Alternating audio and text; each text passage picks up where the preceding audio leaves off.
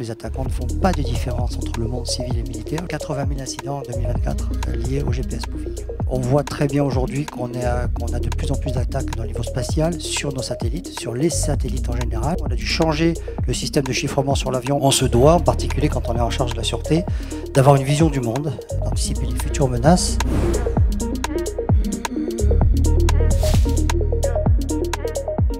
Bonjour à toutes et à tous.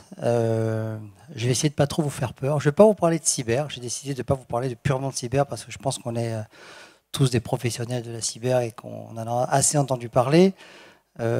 Évidemment, je suis prêt à répondre à toutes les questions. Puis on a un panel qui va suivre derrière pour aller un petit peu plus loin. Mais ce que j'ai décidé de vous présenter aujourd'hui, c'est le monde dans lequel on est. C'était un petit peu l'objet de la présentation et en particulier tout ce qui est anticipation de la menace. Vous verrez que le monde aujourd'hui a changé, a beaucoup changé.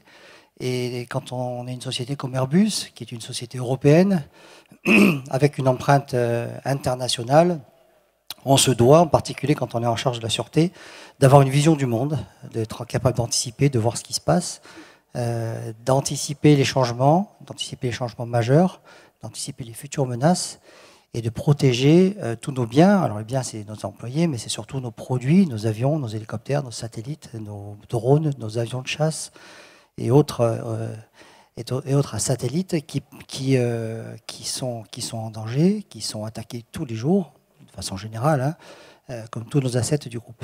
Alors aujourd'hui, quand on parle d'écosystème, de menaces, on a défini 4 grandes catégories. C'est pas un standard, c'est la façon dont nous voyons les choses chez Airbus, avec d'abord ce qu'on appelle une recomposition des pouvoirs. Et je vais détailler tout ce qui est une fragmentation de la planète. Ensuite, on a une adaptation au changement climatique. Alors, ça peut vous surprendre de parler de changement climatique dans le domaine de la sûreté, mais je vais vous expliquer un peu comment on voit les choses. Ensuite, tout ce qui est fragmentation sociale, qui est importante, avec tout un tas de paramètres sur les individus, sur les humains, sur les conflits internationaux qui génèrent tout ça. Et puis l'humain de demain. C'est quoi l'homme de demain? Déjà aujourd'hui, cette génération Z, et que va-t-elle devenir? Et comment l'intégrer dans nos sociétés, à la fois en tant qu'employé de notre entreprise, en tant que citoyen, et puis aussi en tant qu'attaquant. Tout ça évolue énormément.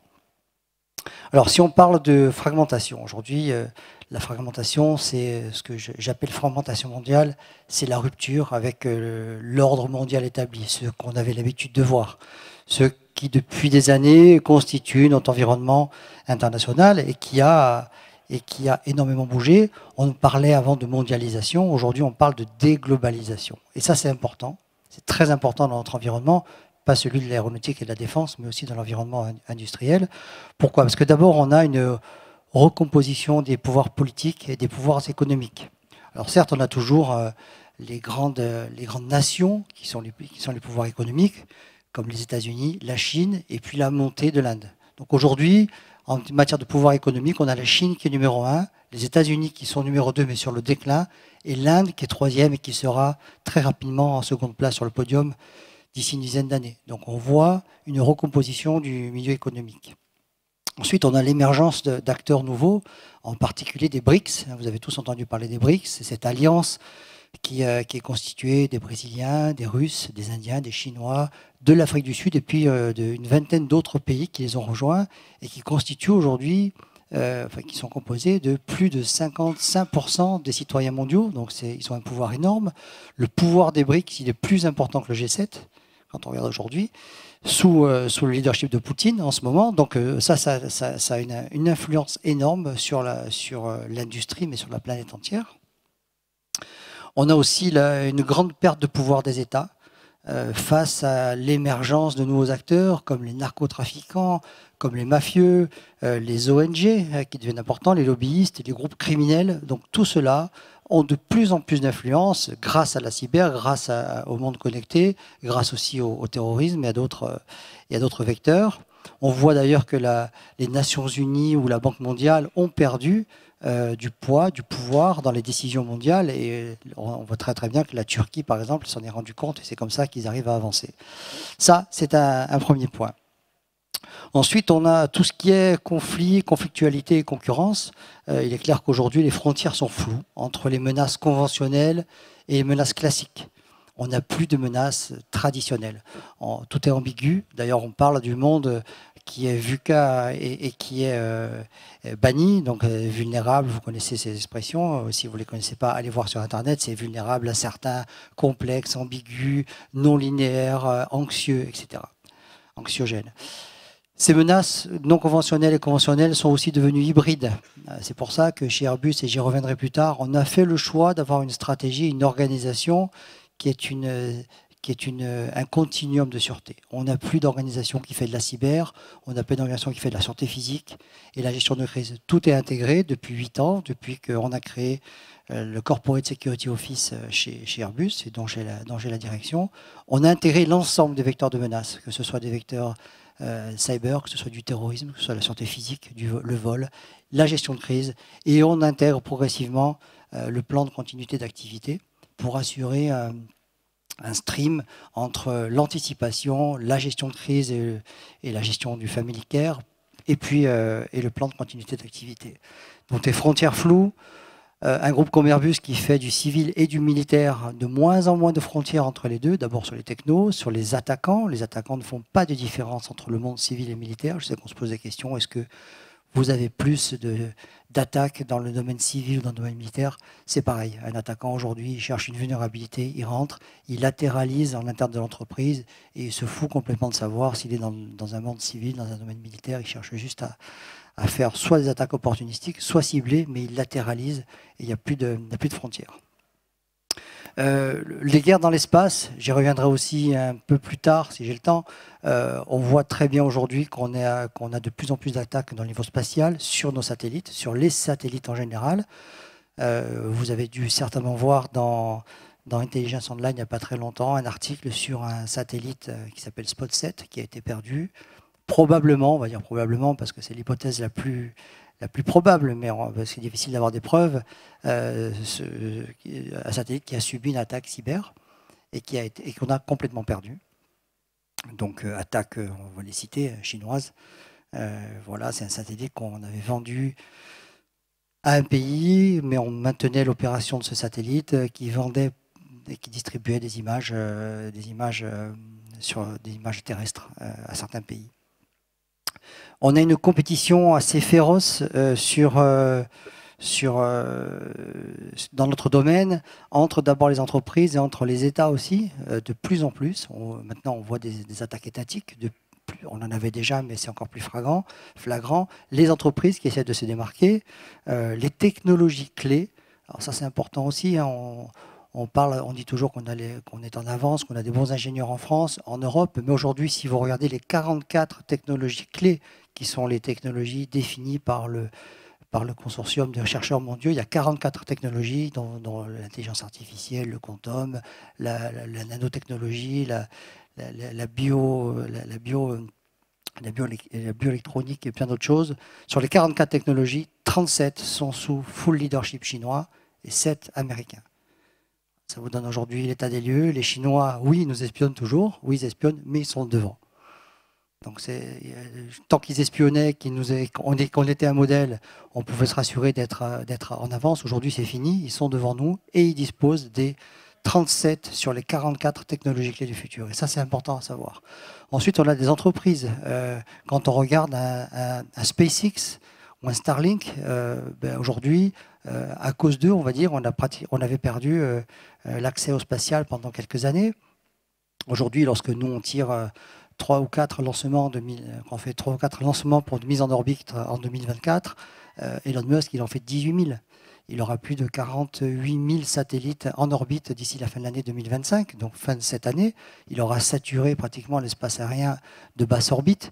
Et ça, c'est important. Pourquoi? Parce qu'il commence à imposer sa suprématie. Il a l'accès à la donnée sur nos avions. Il vend à des compagnies aériennes une prestation qui dit « je vous mets une antenne sur un avion avec de la grande disponibilité ». Vous avez tous entendu parler de Starlink. Ça marche super bien. Il faut avouer que technologiquement parlant et en termes de performance, c'est très bon. Et en termes de coût, c'est imbattable. Donc du coup, on a de plus en plus de compagnies aériennes qui installent sur leurs avions des antennes Starlink. et Starlink demande l'accès à la donnée de l'avion. Donc il faut qu'on protège complètement cette donnée. Pourquoi? Parce qu'ils vont avoir accès au cœur de notre métier, à savoir les commandes de vol, à savoir les systèmes de navigation, à savoir tous les paramètres de nos avions. Et ils vont vendre ce que nous on vend aujourd'hui, c'est-à-dire la maintenance prédictive, le search and rescue, la navigabilité, les performances en vol. Il va faire un package et il va prendre tout le business. Et il n'en est pas loin. Donc ça, cette compétition, elle est ardue. C'est à nous de nous battre pour essayer de repasser devant. C'est très compliqué, on n'est pas tout seul, mais c'est pour ça qu'il y a des vrais challenges à engager. Les vecteurs de stabilisation, il y en a beaucoup, effectivement. On parle beaucoup de arsenalisation des interdépendances. Alors c'est quoi ce terme compliqué? Ça veut dire qu'aujourd'hui, quand on rentre en guerre, les nouvelles guerres d'aujourd'hui, c'est plus forcément, il y en a toujours, des façons conventionnelles, c'est-à-dire avec des armes à feu, des missiles, des canons. C'est aussi en utilisant les commodités mondiales, en utilisant l'humain. L'eau, vous avez vu ce qui s'est passé entre l'Inde et le Pakistan, où le Pakistan a dévié 4 des 6 rivières qui alimentent les deux pays, et donc qui réduit le débit d'eau en Inde. Et donc là, on se retrouve avec l'utilisation de l'eau qui est naturelle et qui est un bien commun, comme une arme. On a aussi les tarifs, ce que fait aujourd'hui Donald Trump. Quand il bâtit ses tarifs, il peut complètement éteindre une société en surtaxant, comme il a essayé de le faire, voire un pays. Il peut étouffer un pays avec des taxes énormes. Dans le domaine aéronautique, on a été sauvé parce que Boeing était impacté. Sinon, il aurait certainement pu complètement éteindre une société comme Airbus en le surtaxant et en faisant en sorte qu'on ne pouvait plus fabriquer d'avions aux États-Unis, en Chine, comme on fait aujourd'hui, ou alors les vendre à l'export nous coûterait beaucoup trop cher par rapport au prix pratiqué par Boeing. La manipulation d'informations est aussi un gros vecteur de menace. On a de plus en plus tout ce qui est deepfake, les trolls, vous savez, tous ceux qui publient sur les réseaux sociaux des messages provoquants pour engager des débats et engager des conflits. Les bots, bien évidemment. Les guerres juridiques, le nombre de lois que l'on subit est aussi une arme aujourd'hui. Moi, j'appelle ça la regulation by strangulation. Aujourd'hui, quand on s'appelle Airbus et qu'on doit être conforme avec l'ensemble des lois internationales, on a un mal fou à être conforme avec à être compliant, comme on dit en anglais, avec toutes ces lois. Et c'est très compliqué aujourd'hui, ça nous prend beaucoup de temps de nous assurer que nous sommes en phase avec toutes ces lois internationales. On a aussi de plus en plus d'espionnage, c'était classique, mais de plus en plus de sabotage. Alors on connaît bien les pays derrière, ou les pays ou les entités, parfois des petits groupes, des groupuscules. La Russie fait énormément de sabotage, elle est très visible, de plus en plus. Elle utilise toutes les technologies à sa disposition, en dehors de toutes les lois. Poutine s'en fout, il veut montrer qu'il est là, il est capable de saboter ou de perturber une entreprise, un pays, un process, quand il veut. Et il est très doué pour provoquer ce genre de choses. Et puis je l'avais dit tout à l'heure, l'espace qui devient un vrai terrain de conflit, avec c'est un nouveau terrain de jeu, avec une militarisation de l'espace qu'on voit de plus en plus au bénéfice des pouvoirs nationaux et des avantages militaires. Malheureusement, des sociétés privatisées, comme SpaceX, mais il y en a plein d'autres qui reprennent le dessus, contrairement à tout ce qu'on avait l'habitude de voir, c'est-à-dire des États. Une société comme la NASA aujourd'hui, qui était... Quand on parlait de la NASA, quand on était jeune, c'était l'entreprise mondiale qui mettait en orbite des satellites et qui était le leader. Aujourd'hui, elle est complètement dépendante de SpaceX. Elle ne sait plus se passer de SpaceX. Pourquoi? Parce qu'il y a des coûts de lancement qui sont imbattables. On a des performances énormes. Et puis on a une dépendance militaire accrue en parallèle. Et les nouvelles plateformes, les nouveaux satellites, les nouveaux systèmes de systèmes, on en parlera plus tard, sont des nouvelles armes que l'on voit aujourd'hui dans notre environnement. Alors ensuite, sur le changement climatique. Le changement climatique, comme je l'ai dit, ça peut vous surprendre qu'on en parle. Il y a des impacts directs et il y a des impacts indirects sur la sûreté d'une entreprise comme Airbus. Un exemple, 2024, 600 événements majeurs liés au changement climatique ou à la dérégulation climatique nous ont affectés. Ça veut dire qu'à chaque fois, il a fallu soit expatrier des gens, aller s'occuper des gens qui étaient sous des incendies, qui étaient sous des tremblements de terre, qui subissaient des grosses inondations et qui perturbent la planète, qui perturbent Airbus, mais qui perturbent surtout notre chaîne de sous-traitance. Et ça, c'est important. Et on estime qu'en termes de zones inhabitables, on aura un tournant en 2040. Par exemple, les aéroports, il faut savoir qu'il y a pratiquement 40% des aéroports de la planète qui sont au niveau zéro. Donc la montée des eaux fera qu'en 2040, on aura peut-être 40% des aéroports qui vont disparaître dans le monde parce qu'ils seront sous l'eau. Ça a l'air de rien, mais c'est des choses à anticiper. Et tout ça crée des tensions politiques, crée des tensions et de la concurrence. On a aussi la combinaison du climat, mais avec ces tensions politiques, ces conflits géographiques, de la migration, parce que les gens vont se déplacent de zones inondables ou trop chaudes pour partir dans d'autres zones, donc sursaturation, et puis des vulnérabilités économiques énormes, donc d'où l'émergence de zones mondiales sous tension. Il y a aussi un impact, comme j'ai dit, sur la chaîne de sous-traitance internationale, quel que soit le pays, puisqu'on le voit aujourd'hui, qu'on a des sous-traitants qui, au-delà des problématiques économiques, souffrent énormément de ces problématiques liées au dérèglement climatique. Le besoin d'eau, qui est énorme dans tous les pays, bien sûr, c'est besoin de l'alimentation jusqu'au refroidissement de nos machines. Aujourd'hui, on parle d'intelligence artificielle, de quantum, mais on a besoin de refroidir tout ça. L'eau sert aussi à ce genre de machines. Et puis l'impact sur la santé que peut avoir l'eau devient une arme, devient un vecteur aujourd'hui qui nous impacte, les conflits sociaux. Et ce genre de choses, comme je l'ai dit sur l'Inde et le Pakistan, deviennent de vraies armes contre les pays. Les inégalités interpays et intra-pays vont aussi être impactées à cause de ces tensions et de ces conflits. Ça va générer des tensions et des conflits, pardon, à cause du dérèglement climatique. Et donc, on va avoir des tensions, on va avoir de plus en plus de conflits sociaux, sociétaux, entre des milices, entre des citoyens. Et donc ça, c'est ce qu'on prévoit dans les années à venir, d'ici 2040. Ensuite, il y a ce qu'on appelle le Soylent Green, le soja vert ou les nouvelles routes du soja. Cette transition écologique qui va nous marquer et pour laquelle il faut évidemment se préparer. On imagine aujourd'hui que cette transition écologique va être l'équivalent du Covid-19, à savoir un impact lourd, une fragmentation sociétale encore plus importante et un facteur de rivalité et de compétition technologique à travers la planète qui sera le premier à fournir les futurs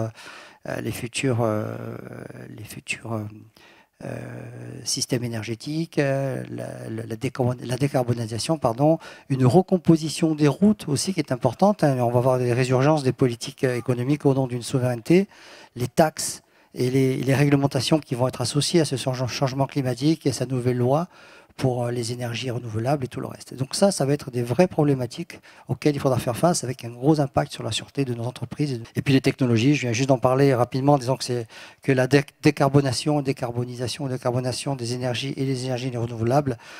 Et puis surtout, aujourd'hui, on parle de weather modification. Ça veut dire qu'on est en train de réfléchir à comment modifier le climat pour qu'on ait plus de pluie dans certains pays, moins dans d'autres, etc. Ce qui va complètement déréguler la planète encore plus. Et donc, des grosses questions des acteurs de la société civile, ainsi que de la communauté scientifique sur l'impact qu'on peut avoir sur la biodiversité. Et donc, aujourd'hui, on voit tout un tas de lobbyistes, d'activistes qui sont de plus en plus actifs. Un activiste chez Airbus, par exemple, on considère qu'un avion, malheureusement, c'est une image galvaudée, mais fausse, mais qu'un avion pollue. Donc, on a un certain nombre d'activistes qui nous attaquent, cyber ou du terrorisme, qui viennent nous essayer de distribuer des tracts d'abord, tout simplement devant nos portes, mais s'ils peuvent rentrer et détruire nos avions, ils le feront. Au niveau de la sûreté physique, on part à ça toutes les semaines dans tous les pays du monde. On se protège contre ces activistes qui sont des lobbyistes engagés, extrémistes, contre la pollution de la planète, alors qu'Airbus contribue énormément à la décarbonation. On parle beaucoup d'avions hydrogène, mais on parle beaucoup surtout de futurs avions avec du SAF, du fuel qui n'est pas polluant, et puis d'autres alternatives. Et c'est vraiment un vecteur très fort chez Airbus de décarboner l'avenir. La fragmentation sociale, pour en reparler rapidement, c'est un monde en mutation. On a vraiment un monde en complète mutation. Elle est importante, il faut savoir l'anticiper, il faut la voir. D'abord parce qu'on a de l'hyperconnectivité. Et l'hyperconnectivité va engendrer beaucoup de problématiques dans le futur. D'abord, on a un monde de plus en plus connecté, de plus en plus immergé, donc de plus en plus vulnérable, parce qu'on vous savez que la digitalisation, mais l'hyperconnectivité augmente les risques, et on va augmenter le risque lié au crime organisé. Le métaverse aussi est une alerte très forte pour laquelle il faut anticiper les conséquences, tout ce qui est réalité virtuelle et réalité augmentée. Les gens vivent dans des mondes parallèles de plus en plus. Malheureusement, nos jeunes commencent à s'immerger dans cette connectivité, dans ces réseaux sociaux, mais ça va devenir plus dramatique dans le futur, et se croient en dehors de toute loi et de tout ordre. Et ça, c'est grave. Ils vivent de plus en plus dans leur monde connecté. D'ailleurs, même il y a quelques années, on faisait des recherches sur du Google ou sur du Yahoo. On est passé ensuite sur le chat GPT, qu'on utilise presque au quotidien pour faire de la recherche. Mais beaucoup de jeunes aujourd'hui se fient aux réseaux sociaux. Et se fient aux réseaux sociaux, quand ils cherchent une question, ils regardent dans les réseaux sociaux s'il y a la réponse, plutôt que de regarder d'abord dans les livres et dans la documentation ou dans les moteurs de recherche. Les technologies ne sont pas, je tiens à dire que les technologies ne sont pas uniquement les moteurs du changement social, mais elles peuvent être interprétées comme leur reflet, qui est symptomatique de ces tendances sociales plus vastes et l'impact qu'on aura sur les sociétés du futur. Et l'arrivée du quantum computer et plus tard de l'AI quantum va révolutionner d'abord la sûreté de nos infrastructures, mais aussi nous révolutionner dans tous les sens du terme. Nos infrastructures, pourquoi? Parce qu'aujourd'hui, la cryptographie est utilisée au quotidien. Chez Airbus, on a plus d'1 million de systèmes qui utilisent la cryptographie tous les jours. Tous nos avions, tous les logiciels qui montent sur un avion sont chiffrés. On a eu déjà une première révolution il y a une quinzaine d'années après l'A380. On a dû changer le système de chiffrement sur l'avion parce qu'on était sur du SHA-1 pour les spécialistes. Et quand il a été hacké par des Japonais, on est basé au château en se disant c'est bon, maintenant on est tranquille pour 50 ans. Et en fait, dès l'arrivée du quantum, dès qu'ils arriveront, on sait qu'ils vont casser tous les codes en quelques semaines. Alors, on n'est pas les seules victimes, il y aura le système bancaire, mais l'aéronautique et la défense militaire qui se basent énormément sur ces systèmes cryptographiques. Et quand je dis énormément, c'est de façon massive au quotidien, et on n'a pas vu l'évolution. Et quand on fait un bilan aujourd'hui chez Airbus du nombre d'équipements basés sur de la crypto, c'est très bien, parce que ça veut dire que c'est sécurisé, mais c'est très fragile, parce que le jour où c'est cassé, il faut tout changer, et ça va coûter très très cher. Cette hyperconnectivité, elle induit aussi ce que j'appelle l'hyperclusterisation. Alors l'hyperclusterisation, c'est un processus de regroupement intensif de personnes qui partagent les mêmes idées, qui partagent les mêmes caractéristiques ou autre chose, mais de façon intensive. Et ça devient grave. Pourquoi? Parce qu'on va avoir une polarisation accrue des groupes sociaux, ce qu'on appelle les hyperclusters, de plus en plus clusterisés dans un monde interconnecté, qui vont former des communautés numériques, homogènes, denses, fermées. Et ça, c'est grave, parce qu'on n'a plus l'ouverture qu'on avait. Et on va à l'opposé de ce que voulait la connectivité mondiale. On va dans un monde qui va se resserrer, se fragmenter et se densifier au sein de ces hyperclusters. Et donc, bien sûr, avec tout ça, on va voir des idéologies. Quand je dis on va voir, on le voit déjà, donc des clusters idéologiques extrémistes de plus en plus puissants autour de la religion, autour de la politique, des problématiques sociales. Regardez ce qui se passe avec le meurtre de Charlie Kirk. On voit maintenant ces communautés. Alors on en avait déjà, mais maintenant avec la mondialisation et l'interconnectivité mondiale, les preachers ou ces genres de gens ont un impact à une échelle mondiale et commencent à clusteriser ces gens qui deviendront des dangers dans le futur proche. L'humain de demain. Alors l'humain de demain, c'est l'évolution de nos jeunes, comme je le disais. Que devient-il dans ce contexte, l'humain? On a vu des premiers symptômes, des premiers signaux après le Covid-19. On n'a jamais eu autant de télétravail après cette rupture technologique, cette rupture identitaire. En fait, après le Covid-19, tous les gens se sont mis à télétravailler parce qu'on s'est rendu compte qu'on pouvait le faire.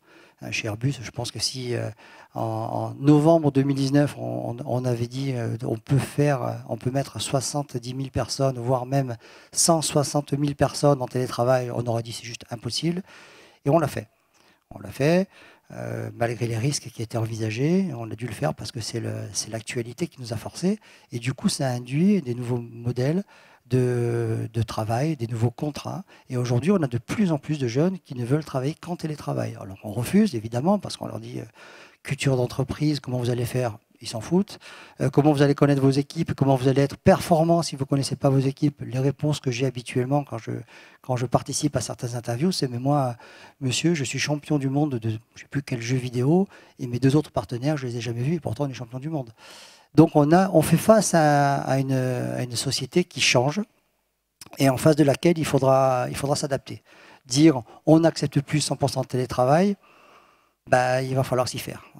Et pourtant, on maintient aujourd'hui, les ressources humaines maintiennent ces refus parce qu'on estime qu'il faut contribuer, il faut venir dans l'entreprise pour connaître ses employés, pour avoir une certaine culture, mais il faut se rendre à l'évidence que ça va changer et que cette évolution sociétale, elle va nous impacter et qu'il faut s'y préparer parce que ça ne servira à rien.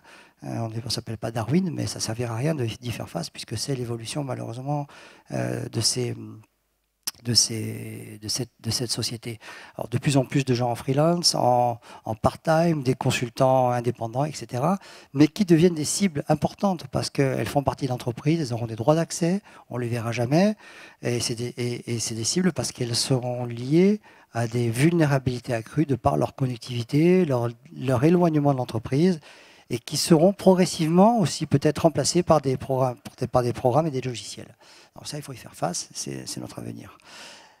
Ce qu'on appelle aussi l'augmentation humaine, c'est la convergence entre l'homme et la machine à travers d'interfaces, voire dans le futur à travers de modifications humaines.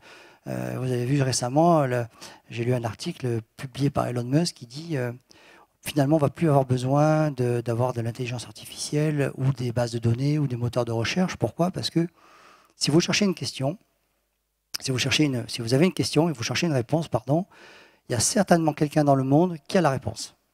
C'est probablement vrai. Donc, si on connectait tous les cerveaux, on aurait un réseau mondial de connexion de cerveau, et puis d'un coup, vous pouvez vous mettre à parler russe. Si vous ne parlez pas russe, vous trouvez une question instantanément, parce que ces réseaux neuronaux seront connectés. Alors, sur le principe, l'idée fait bondir à la fois sur la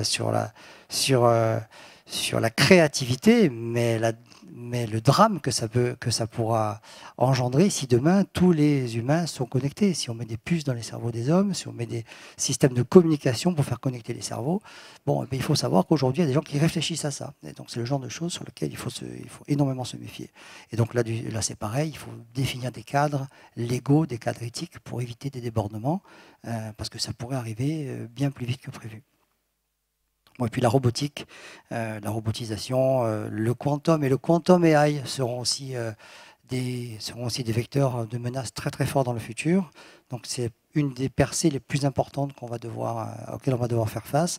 On a une grande anxiété de certains salariés qui ont peur de perdre leur job au profit des robots ou de l'intelligence artificielle. Et puis là, c'est valable toute entreprise confondue. Alors j'ai tendance à dire qu'aujourd'hui, il faut se méfier de ne pas concevoir des lapins crétins, parce que c'est malheureusement ce qui peut nous arriver si demain, on n'a plus d'esprit de jugement, d'esprit de créativité, qu'on se base uniquement sur les réseaux sociaux. Il faut savoir qu'aux États-Unis, TikTok était considéré, et toujours d'ailleurs par certaines communautés, comme un outil, une arme chinoise pour abêtiser ou rendre stupide le monde occidental. Et ils peuvent y arriver parce que les jeunes sont à fond sur TikTok, ils passent leur temps à regarder des vidéos stupides au lieu d'apprendre, et pendant ce temps, les autres pays, eux, apprennent. Des challengers deviennent des leaders. Je vous l'ai dit tout à l'heure, la Chine n'est plus celle qui espionne. Elle est aujourd'hui devant. Elle est la première puissance économique mondiale et elle dispose 37 des 44 technologies clés, comme je l'ai dit. Alors au final, ce qui est important à retenir, d'abord, dans une société mondiale, on a ces ces lignes floues entre des menaces conventionnelles, des menaces classiques, des menaces hybrides, des attaques hybrides. C'est pour ça que je vous parlais tout à l'heure de continuum de sûreté et pourquoi aujourd'hui il est important d'avoir une vision globale de la sûreté pour un groupe comme Airbus, qui est à une dimension mondiale, mais aussi pour toute société, pour vivre dans cette nouvel environnement. Et on le voit entre les conflits, partout sur la planète, il y a des conflits. Il n'y a plus de zones. Quand je regarde la risk map, la country risk map qui est fournie par Control Risque, en 2022, on avait du vert un peu partout dans tous les pays. Aujourd'hui, en 2025, le seul pays qui est vert clair, c'est l'Islande.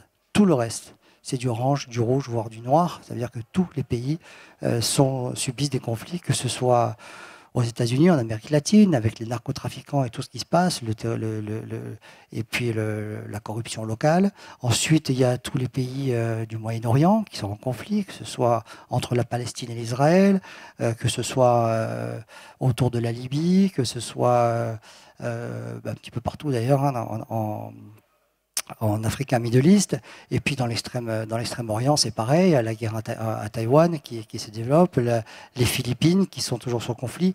Donc lorsqu'on fait un panorama des risques country ou des country à risque aujourd'hui, on se rend compte qu'il n'y a plus d'espace de liberté sur la planète. Alors j'ai mentionné aussi le GPS spoofing, on en reparlera peut-être après dans le panel, mais ce qui est important de voir, c'est qu'aujourd'hui, on fait face, nous, avionneurs, à ce qu'on appelle de la corruption cohérente et de l'utilisation de technologies militaires contre le monde civil, ou alors on est un dégât collatéral, un dommage collatéral, lorsque certains avions volent au-dessus de certains pays.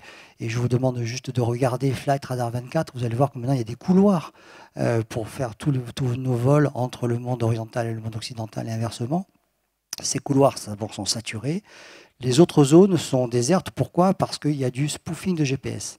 Le spoofing de GPS, ce n'est pas du jamming. Le jamming, c'est de la perturbation, c'est du brouillage. Je vous brouille, j'éteins la lumière ici. Bon, vous savez qu'il n'y a plus de lumière, c'est évident. Le spoofing, c'est l'envoi de signaux corrompus mais cohérents. Ça veut dire qu'on envoie au système de navigation de l'avion, le FMS, un système de navigation automatique, des fausses informations mais cohérentes. Et l'avion, lui, il se repose sur ces informations, il croit être à un endroit, une heure et une altitude, et les trois sont fausses. Et ça sert à quoi? Pourquoi on a un dommage collatéral?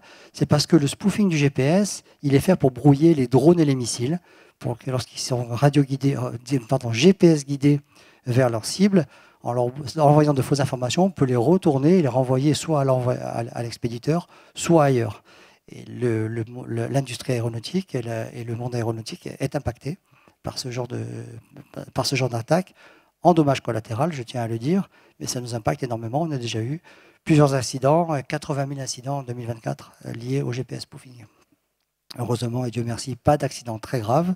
On a eu deux incidents majeurs, mais pas d'accidents ou de crash d'avion liés à ce genre de choses. Donc les tensions compétitives, comme je l'ai dit, tensions entre pays, entre nations, entre entreprises. On voit très bien le clash des deux puissances économiques entre l'US et la Chine avec la montée de l'Inde derrière, comme je l'ai dit. Starlink, j'en ai parlé. Il faut que l'Europe se reconstitue. Un vrai problème de souveraineté. On en parle beaucoup, mais on n'en fait pas.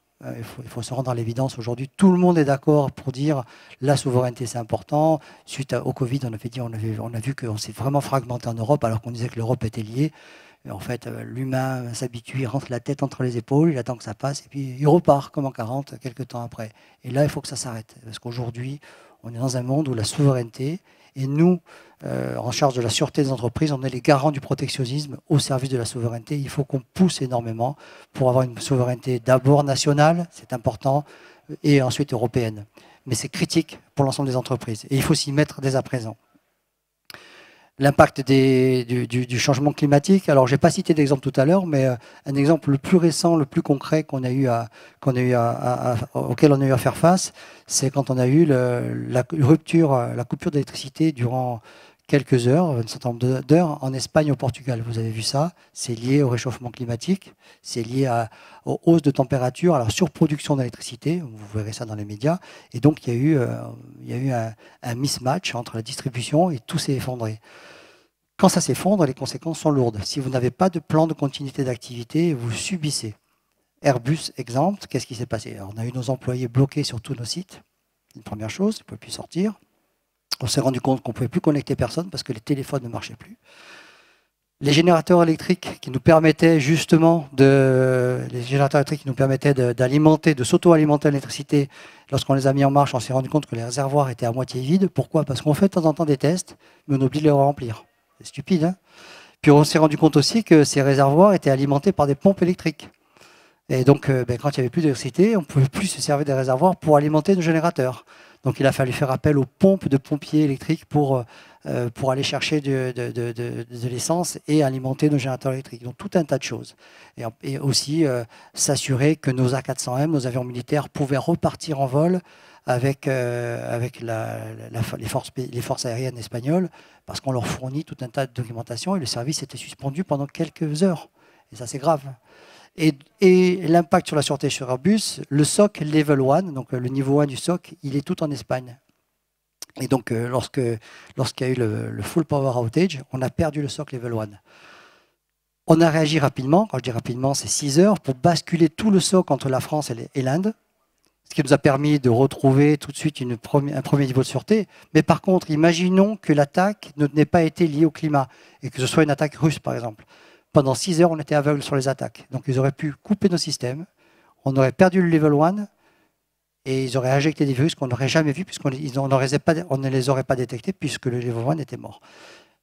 Bon, grâce à Dieu, ce n'est pas ce qui s'est passé, mais c'est une bonne alerte pour nous dire, bon, à présent, il faut se prémunir de ce genre de choses. Et donc, le level 1, il bascule automatiquement dans tous les pays. La France et l'Inde, on n'attend plus qu'il y ait de full power outage. Bon, la polarisation sociétale, elle est importante. Hein, tous ces conflits dont j'ai parlé tout à l'heure, hein, je vous rappelle qu'en 2024, il y a eu vraiment un changement sur la planète, puisque la moitié de la planète, plus de la moitié, 55% des citoyens mondiaux ont voté. Et ont voté pour des élections nationales dont les résultats sont devenus extrémistes. Dans tous les pays, on a des votes de plus en plus extrémistes. Donc cette fragmentation, elle s'est traduite par des élections. Et on le voit aujourd'hui que la société évolue, elle se décompose. C'est plus une mondialisation, on est vraiment dans la décomposition avec une disruption sociétale qui est assez importante. Et puis les nouvelles technologies, j'en ai parlé, que ce soit les technologies avancées, que ce soit la fraude, que ce soit le deepfake, que ce soit l'utilisation de l'intelligence artificielle, puis bientôt du quantum comme vecteur d'attaque, alors qu'il faut aussi s'en servir comme un vecteur de défense. Et donc, voilà, ça c'est une synthèse, c'était un peu une synthèse de ce que je voulais vous dire aujourd'hui. Airbus, pour se parer de ces menaces, on est en train de bâtir aujourd'hui une Security Intelligence Room. Donc c'est quoi une Security Intelligence Room? C'est une plateforme basée sur l'intelligence artificielle qui va collecter toute l'information possible, que ce soit l'information des réseaux sociaux, certaines informations des gouvernements qui nous fournissent, tous nos événements internes, tout ce qu'on peut trouver. Et en face de ça, on va mettre en place, on va définir quels sont nos assets critiques, on va définir quelles sont nos vulnérabilités et on va essayer de faire en sorte d'anticiper les menaces, de voir que des événements qui sont à 2 endroits du monde séparés, un exemple, une attaque à Singapour qui a permis de récupérer des données informatiques et des privilèges et des droits d'accès, a servi à une attaque en Amérique du Sud. C'était pas plus tard qu'en février et mars cette année. Il est important de faire ce qu'on appelle connect the dots, s'assurer qu'on est capable de connecter toutes ces informations et tout ça pour anticiper les menaces, pour être en alerte permanente, pour être sûr de ne rien rater, parce que quand on me demande qu'est-ce qui t'empêche de dormir avec le périmètre que tu as, qu'est-ce qui fait qu'aujourd'hui tu arrives à dormir sereinement la nuit, en fait, moi, ce qui m'empêche de dormir, c'est pas ce que je vois. Tout ce que je détecte, c'est-à-dire les attaques, ça ne m'empêche plus de dormir. On a l'habitude, on a un SOC, on a un CERT. Ce qui m'empêche de dormir, c'est ce que je ne vois pas. Et donc là, maintenant, il faut qu'on mette en place des équipements, des outils, des analystes, mais aussi de l'intelligence artificielle, pour éclairer les zones sombres et essayer de me faire voir ce que je ne vois pas encore, ce que je ne détecte pas encore, et ce qui me permettra d'anticiper les futures menaces. Là, je crois que j'ai été un petit peu long, je suis désolé.